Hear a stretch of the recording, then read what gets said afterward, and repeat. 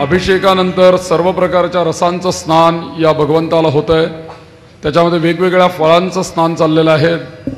काही ड्रायफ्रूट्समधली, काही अंजीर, खजूर, त्यानंतर काजू, मनुका या सगळ्यांचं जल करून त्याच्या उदकाने या भगवंताला स्नान चाललेलं आहे. त्यानंतर फळांचा राजा श्रेष्ठ असा जो आंबा, त्या आंब्याच्या रसाचं आता स्नान चाललेलं आहे. या स्नानाच्या वेळेला मी जे आता स्तोत्र म्हणणार आहे, या स्तोत्राला खूप मोठा कथा आहे, इतिहास आहे. मी एका आयुर्वेदामध्ये आणि संगीतामध्ये रिसर्च करणाऱ्या एका व्यक्तीच्या समोर हे स्तोत्र मी एक दिवशी म्हटलं होतं, जे मी आता इथे म्हणणार आहे ते. हे स्तोत्र आहे केदार रागामध्ये, आणि केदार राग हा भगवान शंकरांना अत्यंत प्रिय आहे. तर या केदार रागामध्ये मी हे स्तोत्र त्यांच्यासमोर म्हटलेलं असताना ते इतके आनंदी झाले. ते म्हणाले की मी तुम्हाला सांगतो गुरुजी, त्यांनी त्यांच्या हस्ताक्षरात माझ्या पुस्तकावरती लिहून दिलेलं आहे की ज्यांना बीपीचा त्रास असेल, हार्टचा त्रास असेल, ज्यांना शांत झोप येत नसेल, त्यांनी याच स्वरामध्ये, याच पद्धतीने जर का हे स्तोत्र नित्य ऐकलं तर त्यांचे हे रोग बरे होण्यास हे मदत करेल. आणि या स्तोत्राचं महात्म्य असं आहे, चंद्रशेखर चंद्रशेखर चंद्रशेखर पाहिमाम, चंद्रशेखर चंद्रशेखर चंद्रशेखर रक्षमाम. आणि याच्यातलं प्रत्येक श्लोकानंतर एक पद असं येतं, किंग करिष्यति वै यमः. हे स्तोत्र जो पठन करणार आहे नित्य, त्याला यमाचं भय बाळगण्याचं कारण काय आहे? अहो, या यमाचं किंवा दुर्धर व्याधींचं किंवा रोगांचं आम्हाला भय बाळगण्याचं कारण नाही, कारण आम्ही हे चंद्रशेखर अष्टक आज आम्ही श्रवण करणार आहोत. कारण म्हणणाऱ्याने इतकं श्रवण करणाऱ्यांनाही पुण्य. कारण त्या आयुर्वेदिक डॉक्टरांनी मला हेच सांगितलं की तुम्ही हे रोग्यांना ऐकवा, असं सांगितलं. या स्वरामध्ये ते ऐकवा आणि त्याच्यापासून तेव्हा फायदा होईल असंही सांगितलं. तर ते स्तोत्र आता आम्ही म्हणतोय. आणि त्याच वेळेला एका पुढे एक रसस्नान या भगवंताला समर्पित होत राहील.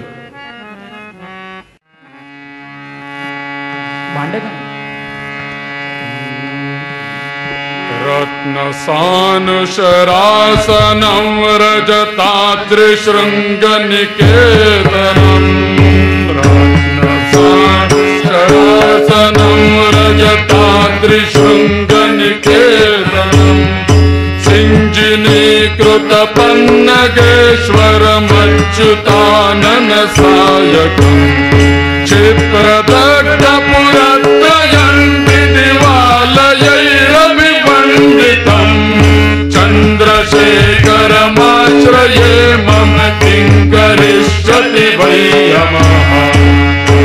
पादपपुष्पगन्धपदाकुजद्वयशोभितं, आललोचनजातपावकमन्मतवेदं, भस्मविघ्नकलेवरं भवनाशनं भवमौर्यं, चन्द्रशेखरमाश्रये मम किं करिष्यति वै यमः.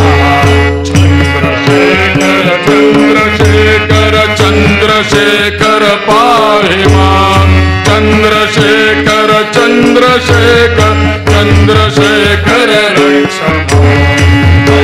वारण मुख्य चरमकृतोत्तरीयमनोहरं, कङ्कणासन पद्मलोचन भोजिताङ्घ्रिसरोरुहं, देवसिन्धुतरङ्गसीकरसिक्तशुभ्रजटाधरं, चन्द्रशेखरमाश्रये मम किं करिष्यति वै यमः.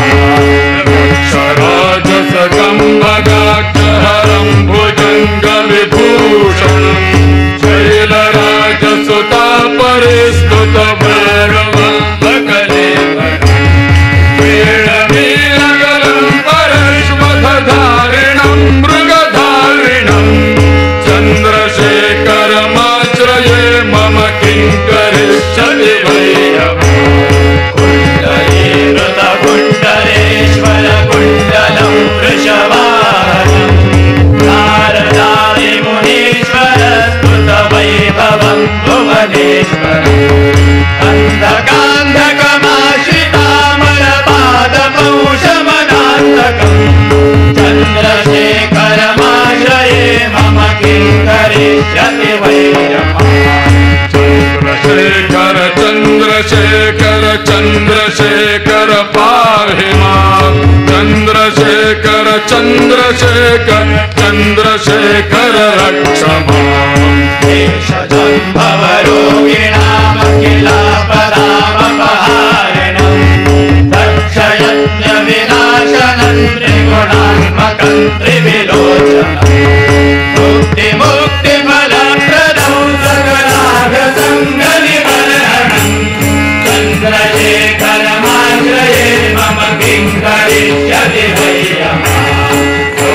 वत्सलमर्चितन्निधिवत्सलं हरितन्वरं सर्वभूतपदे परात्परमन्त्रमेयमनुत्तमम् सोमवारितभूताशन सोमपानिलकाकृतिं चन्द्रशेखरमाश्रये मम किं करिष्यति वै विश्वसृष्टिविधायिनं पुनरेव पालनतत्परं संहरन्तमपि प्रपञ्चमशेषलोकनिवासिनं क्रीडयन्तमहर्निशं गणनाथयूथसमन्वितं चन्द्रशेखरमाश्रये मम किं करिष्यति वै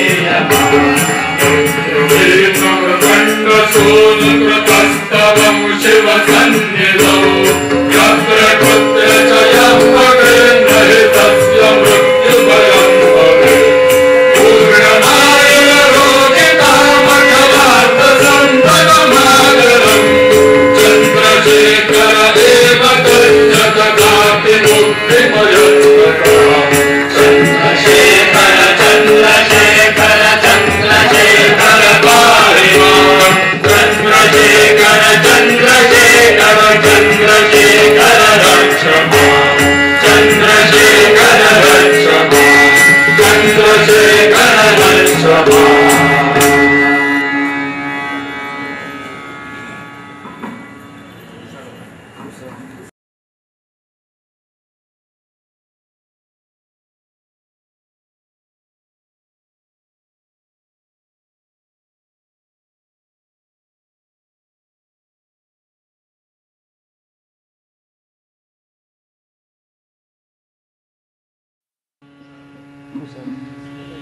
भगवंताचं स्नान झाल्यानंतर अभिषेक झाला, अभिषेकानंतर रसस्नान झालं वेगवेगळ्या प्रकारचं. हे रस सगळे या रुद्रामध्येच सांगितलेले आहेत बरं का.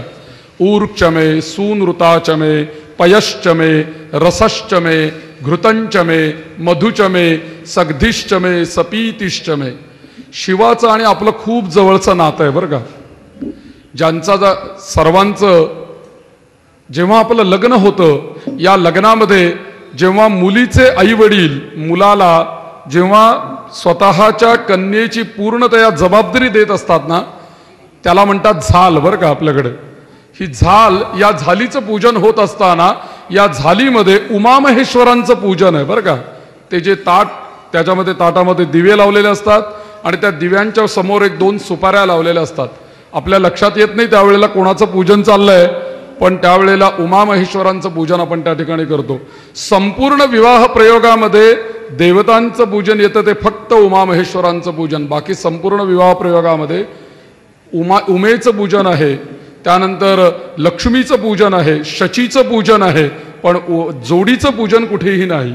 फक्त जोडीचं एकाच पूजन, उमामहेश्वर. आता आपल्या विवाह संस्कारामध्ये या वेळेला उमामहेश्वरांचं पूजन का करायला सांगितलं, याचं कारण दाम्पत्य जीवनाचा आदर्श भगवान शिव पार्वती आहे. शिव आणि पार्वती हे एकरूप आहेत, ते भिन्न करून दाखवता येत नाहीत, बघता येत नाहीत. कारण ह्या पिंडीमध्येच जे असं लांब असं जे काही तीर्थाचा जो भाग गेलेला आहे ती पार्वती आहे, आणि जो शाळुंकेचा भाग आहे तो शिव आहे. अर्धनारी नटेश्वर, दोघही एकरूप झालेले आहेत.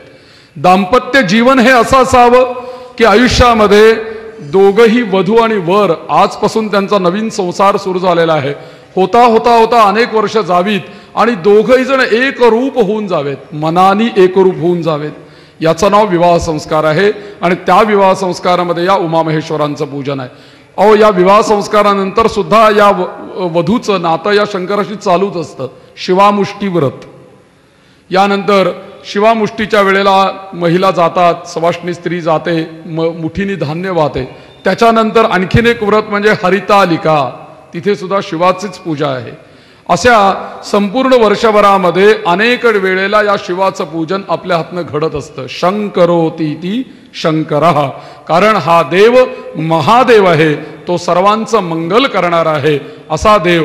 याचं वर्णन करायला गेला पुष्पदंत, तेव्हा या पुष्पदंताला शेवटी असं वाटलं की आपण या महिम्न स्तोत्रामध्ये याचं इतकं वर्णन केलं. असितगिरे समोस्यात गज्जलम सिंधू पात्रे सुर तरु वरु शाखा लेखनी पत्र मूर्वी. या संपूर्ण विश्वामध्ये जेवढा समुद्र आहे ना, त्याची शाई केली, सगळी झाडं एकत्र केली आणि त्याचा बोरू केला लिहिण्याचा, आणि या संपूर्ण पृथ्वीची दौत केली. आणि शारदा सर्व कालम, या भगवंताचे गुणगान जर का लिहायला लागली तरी सुद्धा तदपि तव गुणानाम ईश पारन्न याती, ती शारदा तुझं गुणवर्णन करू शकणार नाही असा हा महादेव आहे. आणि याचं वर्णन आपण काय करावं? याचं दर्शन घ्यायला गेलो आपण तर याचं दर्शन सुद्धा असं आहे की गळ्यात सर्प, डोक्यावरती गंगा, जटा बांधलेल्या आहेत, त्यानंतर हातात त्रिशूळ, गजचर्म पांघरलेलं आहे, व्याघ्रचर्म नेसलेलं आहे, आणि अकराळ विकराळ ते भस्म सगळं चिताभस्म अंगाला लावलेलं कसं रूप असेल. आणि दाम्पत्य जीवनामध्ये अजून एक आदर्श मी तुम्हाला सांगतो की आदर्श दाम्पत्य का आहे याचं कारण म्हणजे शिव राहतात कैलासामध्ये, त्यांचं हे रूप असं, आणि ही पार्वती राजाची कन्या आहे, राजकन्या. तिचं ऐश्वर्य काय, तिचं वैभव काय, तिचं सौंदर्य काय. आणि अशी असलेली स्त्री, अशी असलेली पार्वती हिनी वरलेलं आहे कोणाला? भगवान शंकरांना. तेव्हा आणि असं असून सुद्धा दोघंही किती एकरूप झालेले आहेत.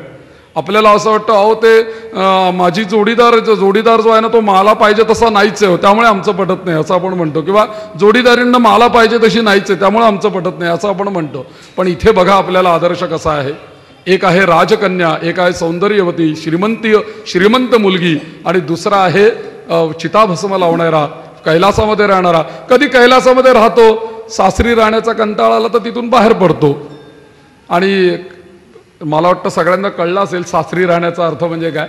हिमालय हे भगवान शंकरांची सासूरवाडी आहे, आणि हिमालयाची कन्या पार्वती आहे. आणि तिथून कंटाळा आला की तो तिथून बाहेर पडतो, आणि बाहेर पडल्यानंतर कधी वनामध्ये किराताच्या रूपाने फिरतो, कधी कैलासावरती जाऊन ध्यानाला बसतो, कधी तो वेगवेगळ्या रूपांमध्ये स्मशानामध्ये जाऊन भूत प्रेत पिशाच्या यांच्याबरोबर क्रीडा करत राहतो. आणि याला बघायला जेव्हा आपण जातो तेव्हा भूत प्रेत पिशाच्या आजूबाजूला, आणि या देवाची पूजा सगळेजण याची भक्ती करतात. भूत प्रेत पिशाच्या यांची भक्ती करतात, असुर भक्ती करतात, देव भक्ती करतात, मानव भक्ती करतात, सगळेजण याला बसतात. आणि त्याचं हे अकराळ विकराळ रूप असं पाहिलं, लवथवती विकराळा ब्रह्मांडी माळा, विषे कंठ काळा त्रिनेत्री ज्वाळा, आणि त्याला 3 डोळे. कसं रूप असेल. आणि एवढं असताना सुद्धा शंकरोतीति शंकरा, तो मंगल करणार आहे. आणि काय हे त्याचं वर्णन आणि काय हे त्याचं रूप, असं असताना तो शिवम शांतम जगन्नाथम आहे असं त्याचं वर्णन या आरतीमध्ये सुद्धा केलेलं आहे. त्रिनेत्री ज्वाळा, आपण जे बेलाचं पान शंकराला वाहतो की नाही, त्याला 3 पानं आहेत. कशाची प्रतीक होतं हे 3 पानं? 3 डोळ्यांचीच प्रतीक आहेत. तुम्ही बेलाचा पानाचा नीट आकार बघा, आपला जसा डोळा आहे तसंच ते बेलाचं पान आहे. आपला डोळा सुद्धा बाहेरच्या बाजूने असा फुगीर आहे, तसंच ते पान आहे बघा. म्हणून वरची जी फुगीर बाजू आहे तीच आपण वरती करतो, बेलाचं पान पालथं वाहतो. दोन्ही डोळ्यांची 2 पानं आणि मधला त्रिनेत्राचा 3रा नेत्र म्हणून त्रिनेत्र. आणि असं बेलाचं पान शंकराला अर्पण केल्यानंतर अर्पण करण्याला फल काय आहे? त्रिजन्म पाप संहारम एक बिल्वम शिवार्पणम. कर्पूर गौरम करुणावतारम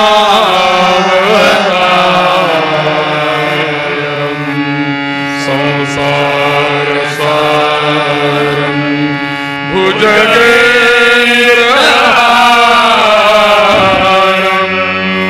सदा वसन्तं हृदया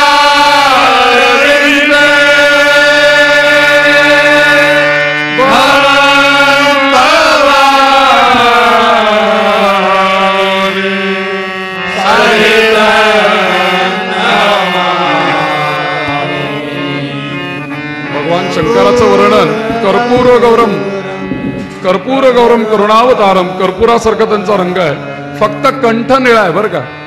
आणि हरी आणि हर हे सुद्धा दोघ जण एकच आहे.